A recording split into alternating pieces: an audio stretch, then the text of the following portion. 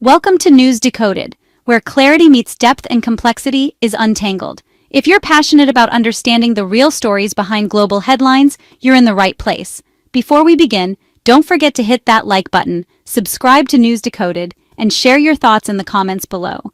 Your engagement helps us bring you more in-depth stories and sharp, unbiased coverage from around the world.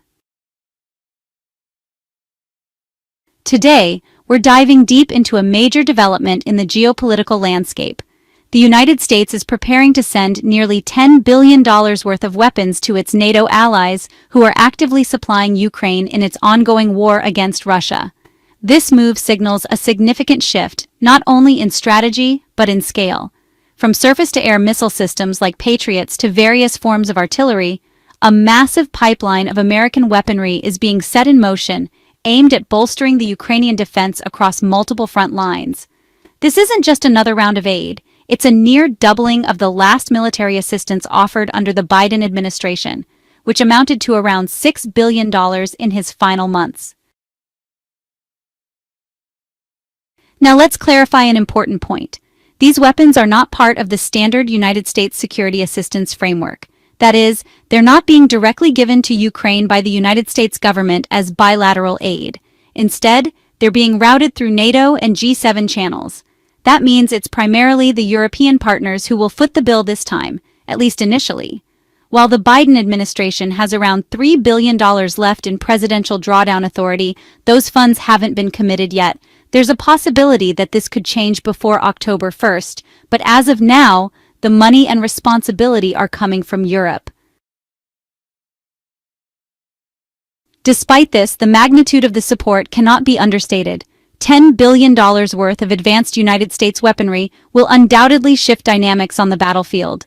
The move demonstrates a recommitment to a long-term strategy, acknowledging that Ukraine needs more than encouragement. It needs hardware, logistics, and advanced systems if it's going to repel Russian advances and reclaim occupied territories. In a recent high-level meeting that included the NATO Secretary General and influential figures such as Senator J.D. Vance, Senator Marco Rubio, and foreign policy voices like Steve Witkoff and Pete Hegseth, the discussion reached a critical moment. A statement made by former President Donald Trump during this gathering drew particular attention. He claimed that his conversations with Russian President Vladimir Putin were cordial, and even described them as pleasant. But they were frequently followed by missile strikes on Ukrainian cities like Kyiv. According to Trump, he would often relay these phone calls to his wife, remarking on how polite the discussion had been, only to hear about fresh bombardments within hours. While the accuracy of these accounts is questionable, they have sparked intrigue, particularly around the potential influence of Melania Trump. Some online users have speculated, in meme and satire format, that Melania may have privately voiced support for Ukraine. AI-generated images of her wearing blue and yellow, the Ukrainian national colors, have gone viral. Russian state media even weighed in, noting that Slovenia's role in US politics, through Melania, could not be dismissed.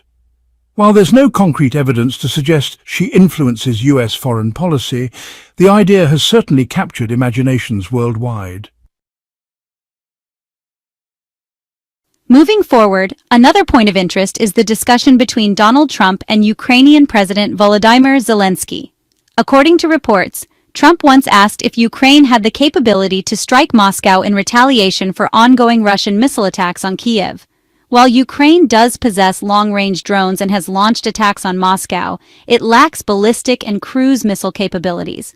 Trump's comments suggested he supported selling these types of missiles to Ukraine, prompting speculation about whether he might approve the transfer of American-made cruise missiles like the AGM-158 JASSM, similar in capability to the British Storm Shadow. This would be a major upgrade. These missiles are air-launched and would be deployed from the recently acquired Ukrainian F-16s. Though they can't reach Moscow directly, they would certainly put a host of Russian air bases and ammunition depots within striking range. If Trump moves forward with approving JASSM deliveries, it would represent a leap in Ukraine's offensive reach and could serve as a strong deterrent against future Russian advances. But what about the more confusing part of the announcement? Trump also mentioned that 17 complete Patriot air defense systems would be delivered to Ukraine within days. For those unfamiliar, Patriot systems are not just missiles. They include radar stations, command and control units, and multiple launch systems. Delivering 17 full systems in such a short time would be nearly impossible due to logistical, production, and deployment constraints.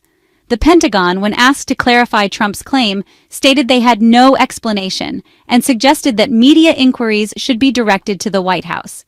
German defense officials echoed the confusion, pointing out that acquiring even one new system could take months. While it's more likely that Patriot missiles or components are on the way, potentially from countries like Sweden or Germany who are open to purchasing and donating them, a complete deployment of 17 systems is highly improbable. Regardless, air defense for Ukraine is improving.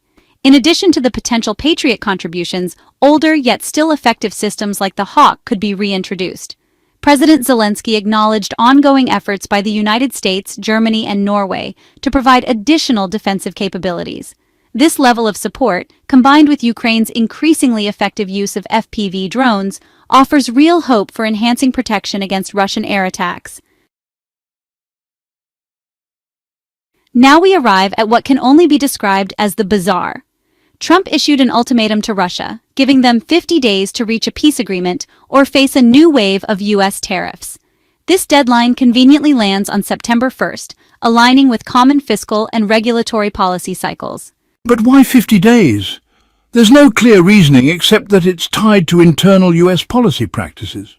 Even more oddly, there is a conspiracy theory circulating that Trump is aligning with a supposed request from Putin. According to this theory, in a July 3rd call, Putin allegedly told Trump he needed 60 more days to capture key Ukrainian territories.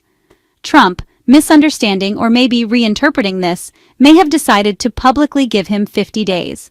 While this remains unconfirmed and is likely speculative, it adds another layer to the surreal nature of modern diplomacy. So what would these proposed tariffs mean in practice? If the US were to impose 100% tariffs on all Russian goods, the direct impact would be minimal. Only about $3 billion in Russian imports would be affected.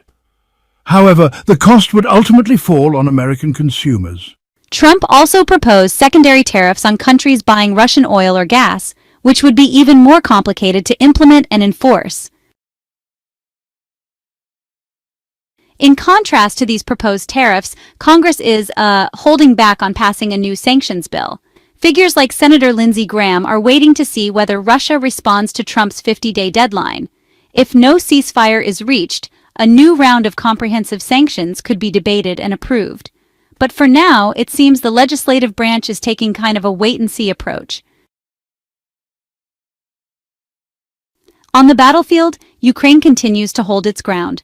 Russian offensives in areas like Sumy and Kharkiv have, for the most part, stalled. The anticipated summer offensive has failed to deliver any major breakthroughs. Ukrainian forces, while stretched, remain resilient and keep disrupting Russian operations through drone strikes and sabotage behind enemy lines.